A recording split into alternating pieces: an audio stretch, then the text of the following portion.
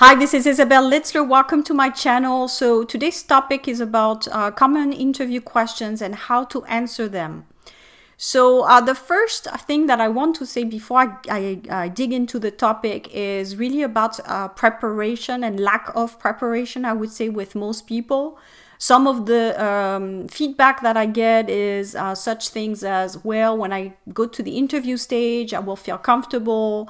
I'm very good with people and I can adapt quickly. I will know how to manage it. My problem is really about the resume and getting the resume right. But once I'm on the interview stage, I'm fine. That's what I hear. This cannot be possibly as wrong as this kind of assessment. So it's not about just the resume. I would say probably the resume is the last part you need to worry about. Really performing in person is really what's important in an interview or in job search in general, because people will measure based on your presentation. So, resume is just a piece of paper. It goes through a process. I won't get into resume right now, but it's probably now more and more people get jobs via their network. And I've said this on this channel. So that's why your personal presentation is more important when you meet individuals and then when you get to the interview stage. It's all about communications and branding. And if you watch other career coach and what's going on right now in the career consulting and training community, everyone will tell you the same thing. It's about your image. It's about your branding, your marketing, more than the tools. I call that the tools, the resume and the cover letter. But still, people are very hung up on the tools because it reassures you that you spent, 2 hours on a cover letter and on a resume. So you take that as an extension of you, where it's really what's going to sell you, when in actuality, it's not. So if there is only one message to remember from this whole video, is try to take a little bit of a step away from your tools, from your resume and your cover letter, and try to think more about your presentation and your how you come across when people meet you. So to get into the topic of this video about common questions, the first thing before you even think about how to answer those questions is mental preparation. So if you're not mentally prepared to answer those questions, if you haven't rehearsed a little bit, like think about it like like an act. And I know it sounds like I'm not being transparent or honest or anything like that. It's not about that. It's about performance. You can't be having a good performance if you haven't repeated the gestures or the communications 200 times before. When I make my videos, you haven't seen how many times that I've pushed on stop and redone my videos. So you can't be good at something immediately. It takes a lot of rehearsal. So for example, I'll give you a true story that happened to me. I had the opportunity at one point to be hired permanently by a public-private partnership. I won't mention the name, but probably if you look at my profile, you will know who it is. But very high-performing organization, recognized in its industry as being one of the leaders. So again, and I was recruiting for them. So the level of expectation and the level of recruitment was quite high. So we used to do tests when I was there, written tests and interviews to really measure candidates. So when I was interviewed for this position, going from temporary to permanent, I knew that the bar would be high. I knew this because I had worked already in HR for many months. And I knew that the questions that I would be asked, I knew it would be a panel, and I knew it wasn't going to be so easy. So I had to prepare myself very much. So I didn't just prepare myself on the typical questions in my industry. I also prepared myself by looking at the website, understanding the stakes, understanding the annual report. I looked at everything so that I understand the global picture to have the credibility. So when I work with people who contact me, and of course I understand they're specialists maybe in something, but I usually train people to be a little bit more interested in what's going on around, not just their particular field.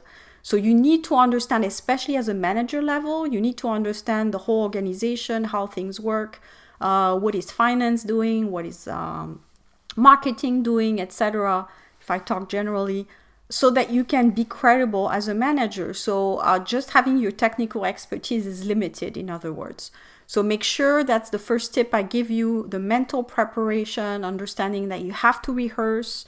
So don't take it for granted that when you meet the recruiter, everything will be smooth, because it won't. I can guarantee you there will be unexpected events. Recruiter will be late.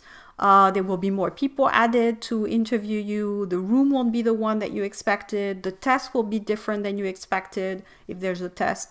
The different possible things that you didn't expect will happen for sure.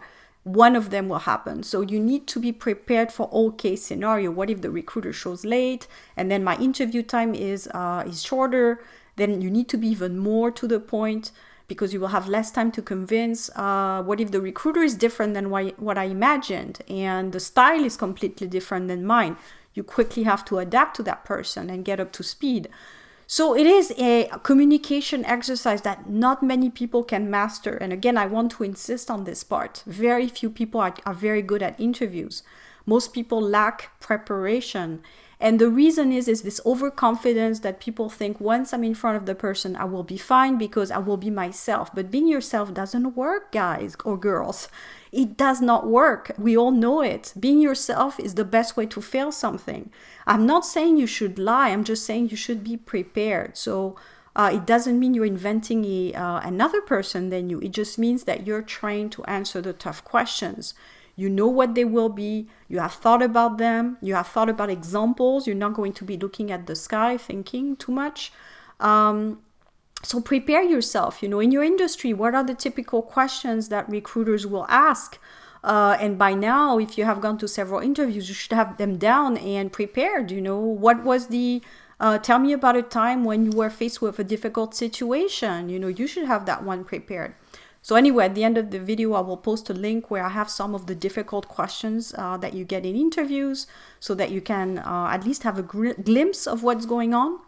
The most difficult one that people don't get is the one, tell me about yourself, or tell me in a brief, in a few words, a little bit about your background. That's the one that most people fail because they go too much into detail. So they will talk for an hour about, what they've done, 20 years ago, and it has absolutely no connection to the job that they're applying for, and it's really a waste of time for everybody. And I know sometimes even people think that it brings value to tell me what they've done 15 years ago, but it doesn't. It really doesn't. So think about the latest type of training that you received and the latest experience that you have, and focus on that. That's what the recruiter is interested in. No one is interested in what you did 10 years ago. We're in a very fast-paced environment now. People want to know, what can you do for me quickly? So if they come back and ask you, I'm interested in this experience 10 years ago, and the recruiter wants to know, fine. But when they ask you that question, tell me about yourself, it should be very, very short. So train yourself on that. Now you're going to say the next thing is going to be, well, what should I say? So that's tip number 3, is how do you answer the tell me about yourself question? So the tell me about yourself question is, again, tricky because you want to raise what's going to be important to get the job, and you want to take down or diminish what's not important. So everyone has many experiences now. Most people, they change job every 2 to 3 years. So it's not really interesting to go over your history, which is the old style, when before people would say, yeah, in 2000 I did this, then in 2010 I was hired by this company, then in 2015 I did that. And we all had those interviews that were pretty much linear. It doesn't really excite the recruiter so much to know about something they can look at by watching your resume. So better is to make an interesting presentation on why you have the background that you have. So maybe there's interesting things, like you changed at some point careers and there was an interesting reason why. Or you went into a specific industry because that was interesting. For example, if I was to do an interview now, of course, the switch I made to international organization was a very exciting part of my career. And if I was to interview now, I would probably show this as a way to show my adaptability and how I was able to transfer skills. And that would be more interesting than to say, okay, from this date to this date, I work there. So better something would look like this. During 15 years, I worked in human resources, in multinationals, And then I started working for the not-for-profit sector, which was a tremendous and very exciting place to work because everything was new and exciting for me. I worked with very, very brilliant people that taught me a lot about the sector, but also about my job in human resources. I was able to grow my skills 10x. And now today I'm in front of you because I know you work in multinationals and you work with international organizations, and my dual potential capacity there would be very helpful for you. And I really hope that I can help you achieve this goal. So you see how it's completely different than if I had gone and say, okay, from 99 to 2000, I worked for this multinational. From 2000 to 2010, then I was promoted to this job. And you see how the linear presentation is really boring. But if you transform that into a story, something that from A to B, you know, how you went from this to that, and the transformation is really exciting. How you go from just being a HR person for multinational to someone who went to work for the international organizations with a very innovative type of company. So all of a sudden, the person in front of you is excited as well, and they want to know more. So no one can do this, I would say, naturally, probably, unless you're very good at communications. So you need to train. You need to train to be able to transform from your speech, your very bland type of speech, to something like what I just did. And again, it completes my presentation by, you know, look at the questions, the hard questions I will pull in a PDF for you in the text below, but also really think about this whole personal presentation and whether you would need help to put that together, because I think it's going to be a big selling point during an interview. If you're just doing the boring speech, you'll be the same as everybody else. So it's not going to be easy for the recruiter to make the decision. Now, if you've done a very exciting presentation, they will remember you, which is a good thing. And they may put you also on top of the pile. So I'll leave you with that thought, you know, think about what is the last impression you want to leave on the recruiter. Thank you.